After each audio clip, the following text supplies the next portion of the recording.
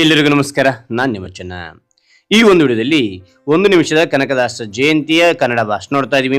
ಹಾಗೆ ಒಂದು ಭಾಷಣ ಅಂತ ಇಷ್ಟ ಆಯ್ತು ಎಷ್ಟು ಅದರ ಒಂದು ಲೈಕ್ ಅನೇಕ ವಿಡಿಯೋ ತಿಳಿದು ಪ್ರೋತ್ಸಾಹ ಮತ್ತು ಸಿಗುತ್ತೆ ಇನ್ನೊಬ್ರು ಶೇರ್ ಮಾಡಿ ನೋಡಿ ಸಾಧ್ಯ ಅಂತ ಅನೇಕ ವಿಡಿಯೋ ಚಾನಲ್ ಸಬ್ಸ್ಕ್ರೈಬ್ ಆಗಿ ಹಾಗೆ ಒಂದು ಭಾಷಣ ನೋಡ್ತಾ ಕೇಳ್ತೋಣ ಬನ್ನಿ. ಈ ಸಭೆಯಲ್ಲಿರುವ ಪ್ರತಿಯೊಬ್ಬರಿಗೂ ಶುಭೋದಯ. ಈ ಒಂದು ಸಭೆಯಲ್ಲಿ ಕನಕದಾಸರ ಕುರಿತು ಮಾತನಾಡಲು ಬಯಸುತ್ತೇನೆ. ಕನ್ನಡ ಭಾಷೆಯ ಪ್ರಸಿದ್ಧ ಕೀರ್ತನಾಕಾರರಲ್ಲಿ ಕನಕದಾಸರು ಒಬ್ಬರು. 15-16ನೇ ಶತಮಾನದಲ್ಲಿ ಜನಪ್ರಿಯವಾದ ಭಕ್ತಿ ಪಂಥದ ಮುಖ್ಯ ಹರಿದಾಸರಾಗಿದ್ದರು. ಇವರು ಕರ್ನಾಟಕದ ಕವಿ, ತತ್ವಜ್ಞಾನಿ, ಸಂಗೀತಗಾರ ಮತ್ತು ಸಂಯೋಜಕರಾಗಿದ್ದು ಕೀರ್ತನೆ ಮತ್ತು ಉಗಾಭೋಗಕ್ಕೆ ಹೆಸರುವಾಸಿಯಾಗಿದ್ದಾರೆ. ಕೀರ್ತನೆಗಳನ್ನು ಜನಸಾಮಾನ್ಯರಿಗೆ ಅರ್ಥವಾಗುವಂತಹ ಸರಳವಾಗಿ ಕನ್ನಡ ಭಾಷೆಯಲ್ಲಿ ರಚಿಸಿ ಎಲ್ಲ ಕಾಲಘಟ್ಟಕ್ಕೂ ಸಲ್ಲುವಂತೆ ಮಾಡಿದ್ದಾರೆ.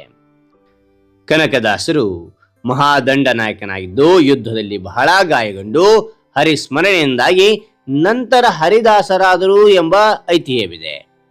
ಇಂತಹ ಮಹಾನ್ ದಾಸರನ್ನು ಸ್ಮರಿಸಲು ಕರ್ನಾಟಕದಲ್ಲಿ 2008ರಿಂದ ಕನಕದಾಸ ಜಯಂತಿ ಆಚರಣೆ ಮಾಡಲಾಗುತ್ತದೆ ಎಂದು ತಿಳಿಸುತ್ತಾ ನನ್ನ ಈ ಪುಟ್ಟ ಭಾಷಣ ಮುಗಿಸುತ್ತೇನೆ. ಕನಕದಾಸರಿಗೆ ಜಯವಾಗಲಿ. ಹಾಗಾದ್ರೆ ಈ ಒಂದು ಭಾಷಣ ಇಷ್ಟ ಲೈಕ್ ಮಾಡಿ, ಶೇರ್ ಮಾಡಿ, ಸಬ್ಸ್ಕ್ರೈಬ್ ಆಗೋಣ ಮರಿಬೇಡಿ. Thank you for watching. Bye bye.